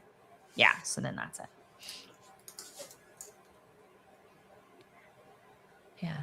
So the implicit and explicit dependency still reference the variables.tf. That's a good question. So we talked about dependency injection, and the way that we're doing dependency injection is through data Terraform, the data source for Terraform remote state data source. So Richard, if you could pull that up quickly. I know it's kind of in the middle of everything. But if you could do the data.tf for reservation system. Yeah. So we're using the Terraform data remote state to basically get attributes, to pull attributes from a lower level dependency. So basically our VPC, for example, our VPC ID, we're getting that from the root directory. And then we're referencing that.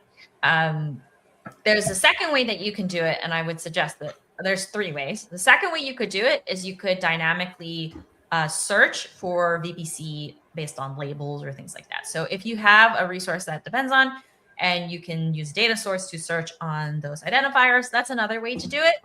There are some tricks here, like let's say you just can't access it for some reason, or from an identity perspective, like maybe you're cross account in AWS and you don't have access to just retrieve an ID from another account, for example. There's a limitation there, right, for using a data source. The third option, which is a really interesting one, and it's for folks who are doing a lot of Terraform and doing a lot of Terraform across many different providers, is putting it in some key value store. So writing some certain configurations into a key value store, and then any upstream dependencies any downstream dependencies can read from that key value store. So for example, I would say, here's all my VPC IDs that an application in reservation system can use. So here's all the VPC IDs, here's all their fields and stuff like that. And then anything in reservation system can reference those IDs in that key value store. That is another way to do it. The downside is, again, you're maintaining a separate key value store. So 6-1 way half is another. You figure out what's useful for you in terms of what patterns scale, what patterns don't scale. I think the data sources, like dynamically grabbing it from like tags, is useful, but doesn't scale very well just because tags mutate too. You could reference it as a variable, but the thing that I don't like referencing as a variable is that when you have to pass it as something hard-coded, then you have to change it. If something has to change, right? You could auto-generate it by saying, okay, if the VPC changes, then write the VPC ID to something else. But that violates dependency injection because you're pushing that value to your downstream dependencies. It's better to sort of write that into a key value store and then use your, let's say, EC2 instance to read from that key value store and get that attribute. So 3 ways to do dependency injection. Okay, did we resolve that or no? Not at all. No, I was studying the R and error, and okay, whatever. I wonder what the adding is. What is this adding? Did it not import the rules or something? What is being added?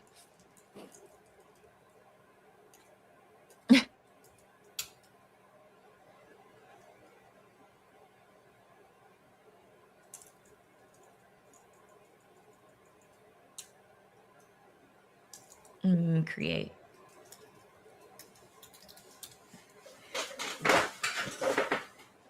Okay.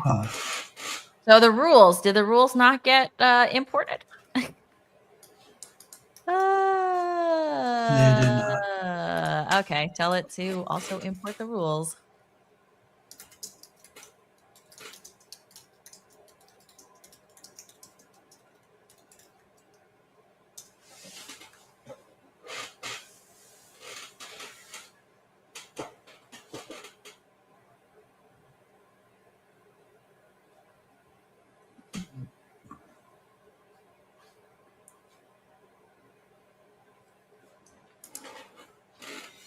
Oh, it's basically saying, oh, it moved them to resources. Mm-hmm. And then it's like, oh, yeah, it didn't import them. You should do it. Generated rule IDs. It can't get the rule IDs. Okay, we will tell it, get it from state. Get it from Terraform TS state. It should exist in there. Right?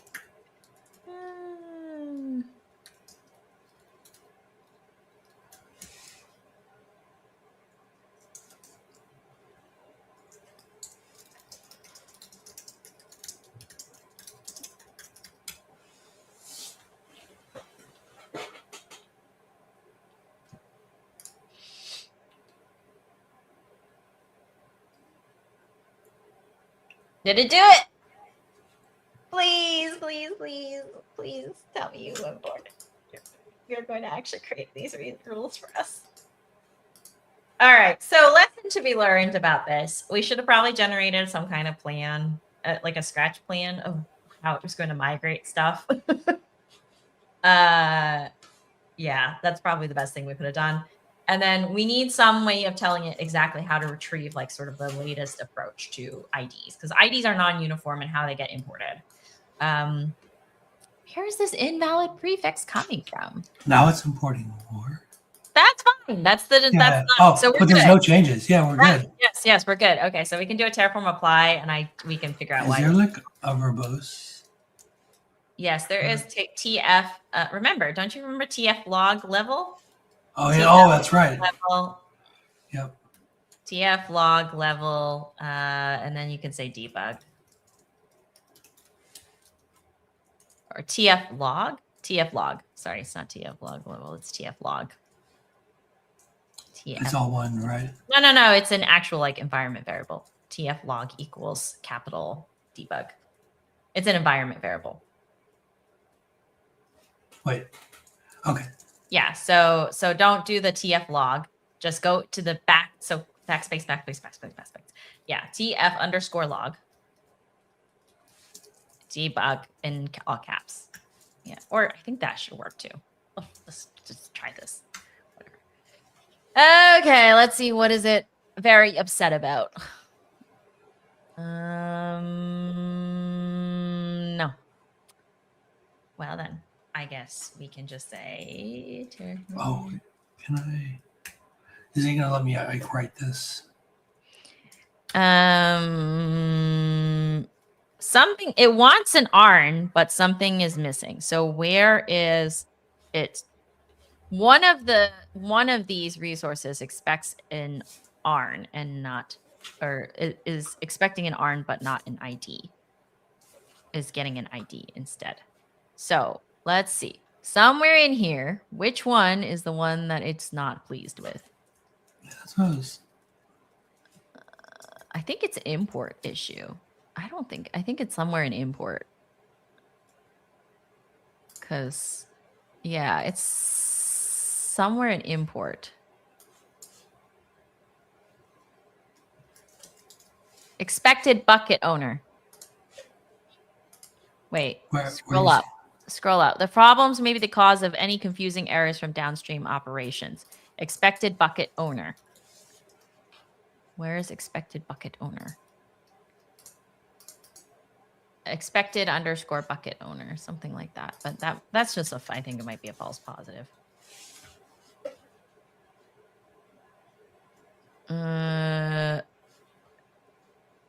Produced an invalid plan for S3 bucket versioning publish config.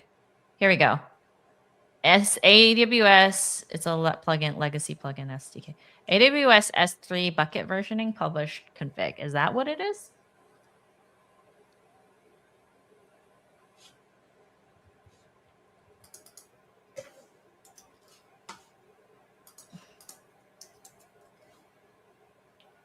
Is it using an ARN? Okay, so that's fine. It's got an ID. It's bucket name. So is that the bucket name? That is the bucket name. That looks like a bucket name. Okay, so then let's look at the resource itself. The resource itself that it should have moved over. So resources, bucket versioning. But then it would have showed up before, right? Because we already did this import the first time around. Yeah, so we already did this import the first time. It has to be one of the new ones then. So it has to be something with ECS. ECS, maybe. Let's check ECS because it's basically saying the resource itself has something wrong in it. So let's check ECS. What's going on with ECS? Task definition, private subnet IDs, that's fine. Keep scrolling. Is that all we had for ECS?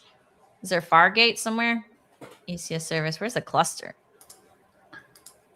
Task definition. Yeah, task definition. I think it's ARN, isn't it? Hold on. ECS. AWS ECS service. Something about it is not. Yes, it is an ARN. The cluster is an ID. So IAM role. Is there an IAM role defined in this? No. Is there? Yeah, we moved 2 of them because they didn't come over with Fargate appropriately. Yeah, but is there an IAM role in the ECS service? Yes, for Fargate. I mean, Fargate's part of ECS. Yeah, can you check the IAM role attribute in AWS ECS service?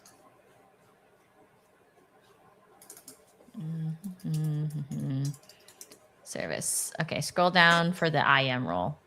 I don't see one. What was the original in the root? Did it delete it? No, it shouldn't have deleted it. No. Yeah, no. In retrospect, we should have probably just moved the Fargate to its own. ECS service. I guess this one didn't have an IAM role, but the task definition did. So I wonder if the task definition is the one that has the issue with the role, right? Because it's saying something in here is saying there's an invalid arm. So that's in Fargate. So then let's see. Task definition. That is fine.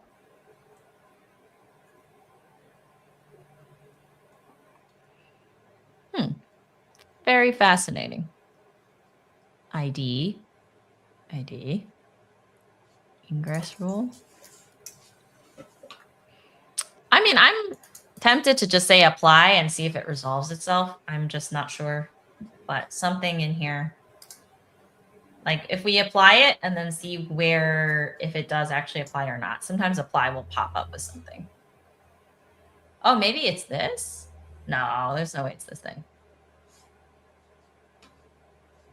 Right? It's ARN partition.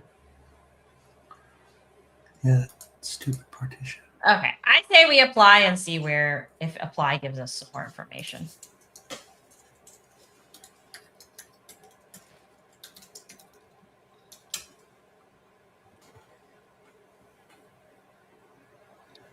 Because it's kind of just flopping it. Oh, it won't because it's failing in the plan step before it applies it.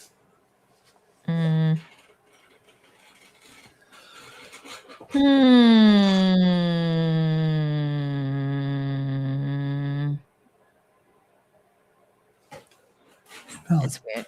Prefix. I do wonder. Well, something about the ARN invalid prefix says it's like it does something is missing ARN. So we're either passing an ID somewhere where it should be an ARN.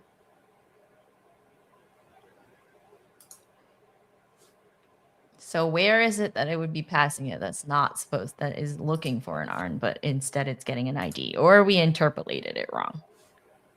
The problem that I don't understand is why it will, like where it's stopping.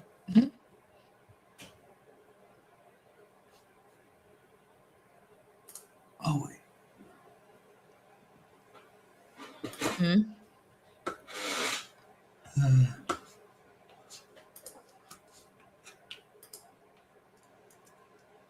We could, let's see if AI will do a better job.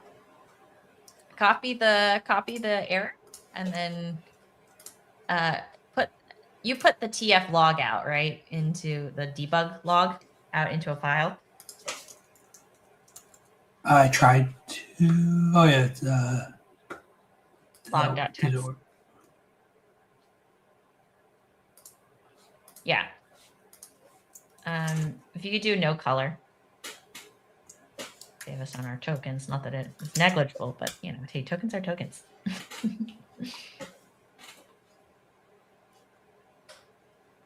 But that's just the plan. That's not including the debug. We have the try, the like 2 ampersand and whatever.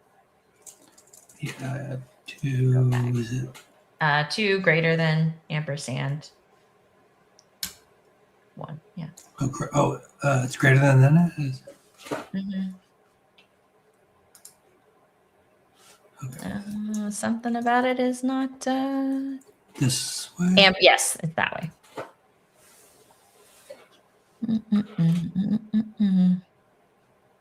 Okay, yeah, debug is now showing. Okay. Oh, Bob's gonna hate this. This is 6,000 lines.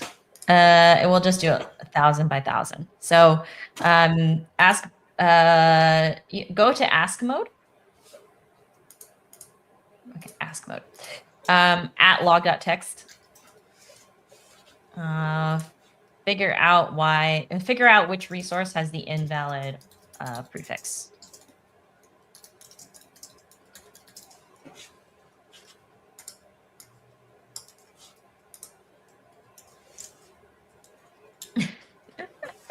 So we're switching modes because we want it to figure out for us.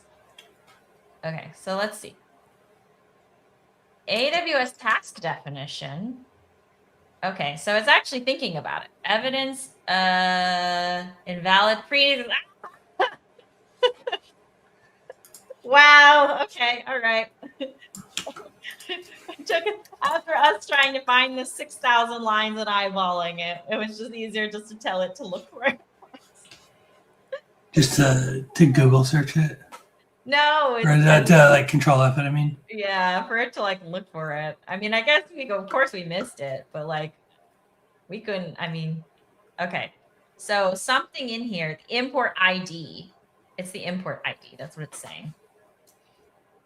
I don't know, but we'll see. Import ID. So the import ID for the ECS task definition is reservation geo. Can you look at the cause on Bob's window?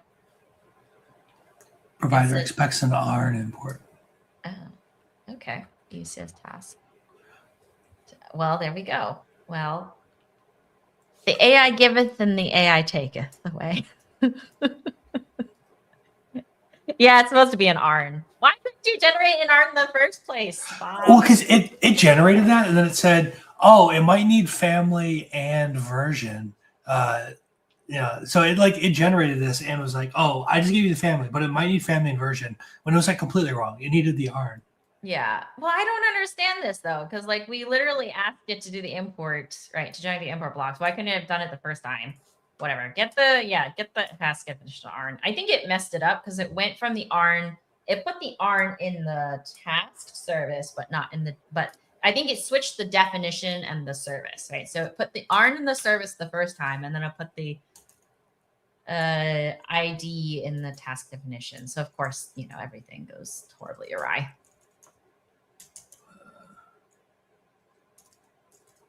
I was trying to find. What a time. Oh boy. Well, hey, I'm glad we did it. At least we figured out that at least we figured it out with the help of Bob, I guess. We didn't have to search through it ourselves. So I'm glad it found it. I just wish it had done this correctly the first time. Because this is quite irritating. This way. Yeah, that. Terraform state show. State show. Yeah, state show. Mm-hmm. See, it said that if no path, the current state will be shown. No, you don't target. Not for state show. You don't target for state show. No target. Yeah. You just do Terraform state show and then the identifier. Mm-hmm. There you go.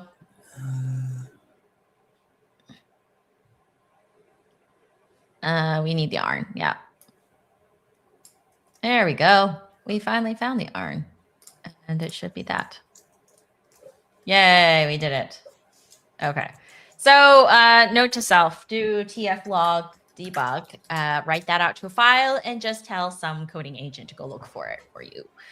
It beats you having to do control find and find the relationships in a very large log file. One to change. Yeah. So what's changing? The changes to outputs. Those are adding outputs. But what is now changing? I know. Yeah. The junior dev.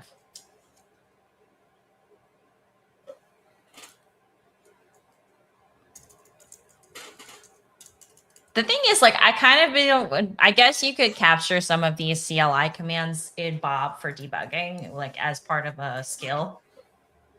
You could. Again, we just didn't load any of them on here. So what my plan is, though, is after I rewatch this stream, I'll probably write a skill for this that just like does it more cleanly. But that's not going to be on this stream. I think we're going to stop this refactoring exercise after this stream because 3 episodes is enough. And then we'll move on probably to HTTP Terraform and talk a little bit more about like CI/CD and stuff. But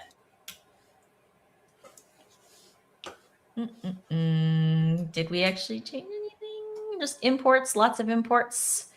What is being changed?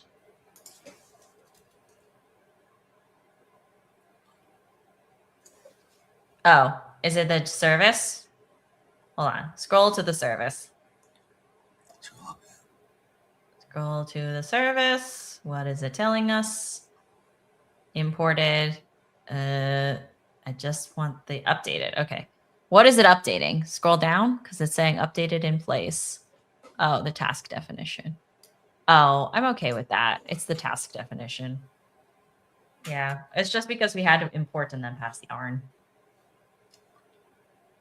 All right. Okay. Okay. We'll see. Yeah, lots of trial and error. And that's, I think, the painful thing. Everybody has said, like, how come we can't make it easier to do a refactor? The thing that I guess is tricky is that when you do a refactor, you don't always guarantee that the way it's structured makes sense either, right? So, yeah, that's fine. Okay, now we can tell Bob to remove what we imported into reservation system from the root directory.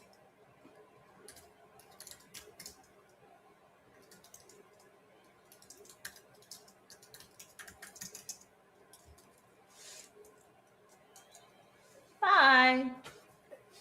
I know we had some folks there saying bye in chat, so we'll wrap up soon. So I know. Thanks for anybody who's joining. Okay, we're getting there.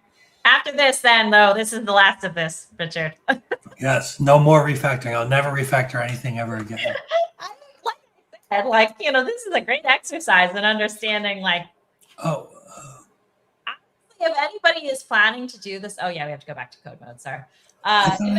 Figuring out how to do this, like, I think really what you have to recognize is, like, if this is something you think you're going to do repetitively, you might as well record yourself doing this and then create a skill out of it or something. Because again, we're just doing this for the sake of the exercise, but it's important to recognize how much, you know, you have to at least get some instinct for how much you want to scope during a refactor.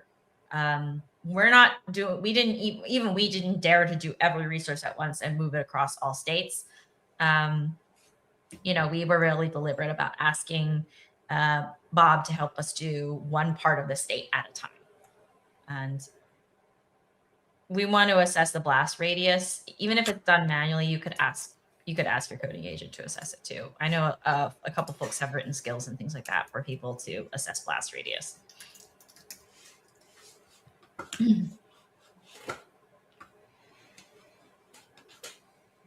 Oh, move the outputs.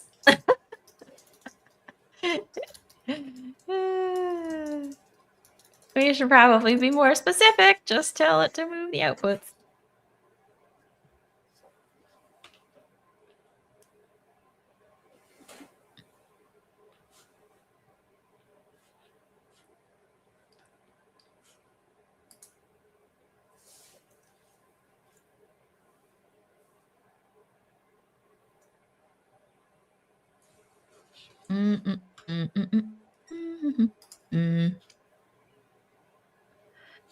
Okay, so anything else that is done?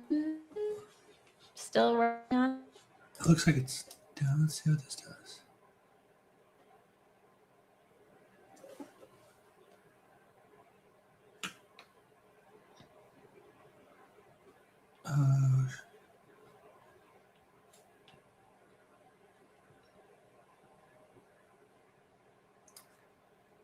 This seems.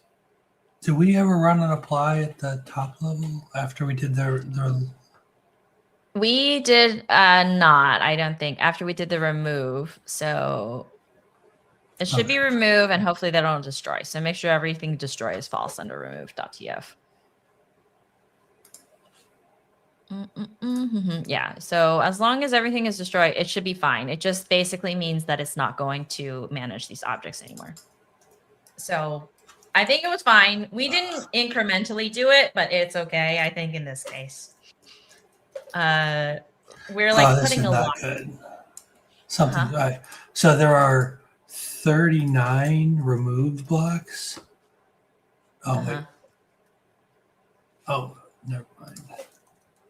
Oh, it was saying this. Okay, yeah. So there's 38 remove blocks and 38 destroy equals false. So I'm gonna call that safe. Yeah, we're good. Okay. All right. Yeah. Basically, you could do this piece by piece, right? Like I said, there's a couple things that you could do, and you could do this piece by piece. For us, it might not make any sense, especially because we have cross-state dependencies. You don't want to leave everything in cross-state dependencies because those are also just painful to refactor in itself. So use your own discretion.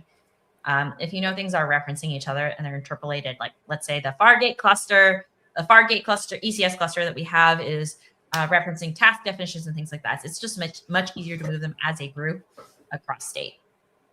Rather than try to codify those dependencies again. So here we are. Why is it destroying things? It didn't say it was. Why did it say lifecycle destroy tree? Did we just do the wrong flag? I swore it was. Hold on. No. Are you destroying things that we said we didn't want to do? Hold on. No, hold on. It's not Bob's fault. I think it's us. No, it should be fine. It shouldn't be destroying anything like the live resource. Hold on. So it's fine. Go to the reservation system. And then, yeah, and then Terraform plan. And like, if they still exist, they should hopefully still exist. Yeah, okay. So they still exist, I think. Let's see. If it deleted it, then we're in bad shape. The problem is what they deleted, right? Because then there's some things I think it actually deleted things, which meant we didn't actually match the imports to the removed. So that's a bigger problem. Rat row.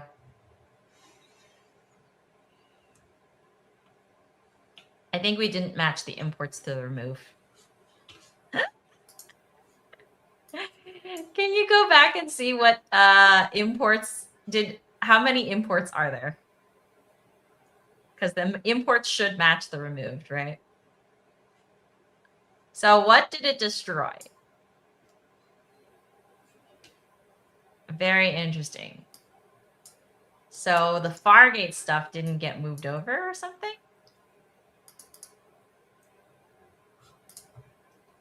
Uh-oh. That doesn't sound good.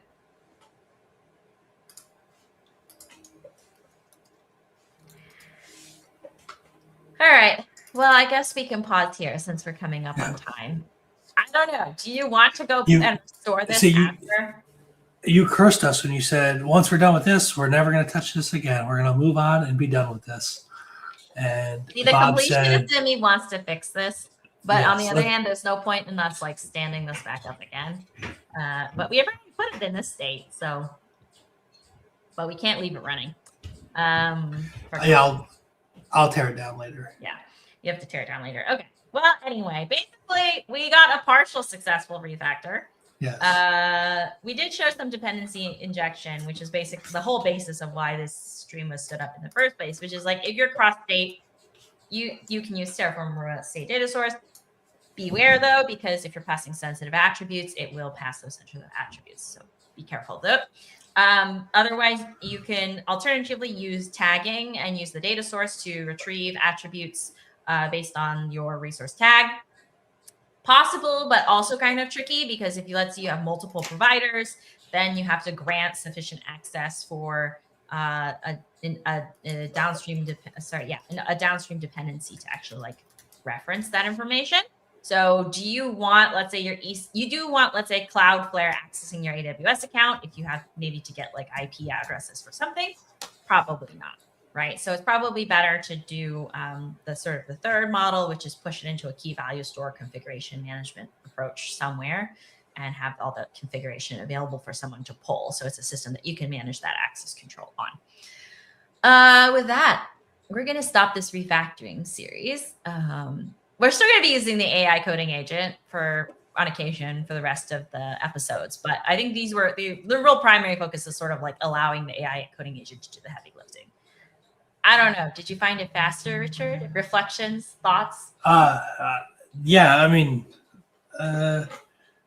it's probably, I would say it's faster, but I feel like I have less of an understanding of what's going on because it's like, it is doing the same thing 1,000 times, right? It's just like, oh yeah, here's all these import blocks, all these remove blocks. I think if I were like forced to do it after like the 48th import block, I'd be like, oh, now I understand it. Now I trust Bob to do it for me because I deeply understand the mechanics of the refactor. Yeah. Anyway, for those who are interested, we will put this recording on the playlist as well. It's also just available on the YouTube channel, so feel free to check it out. I think we'll be back next week. Yeah, we'll be back next week. Yeah. And we'll probably be doing HCP Terraform, or Nice. I think we'll do HCP Terraform because we're due for sort of an overview of that one. Because we mentioned it on occasion, but we don't actually talk about it. So we'll talk about that. Cool. Thanks everyone for joining us.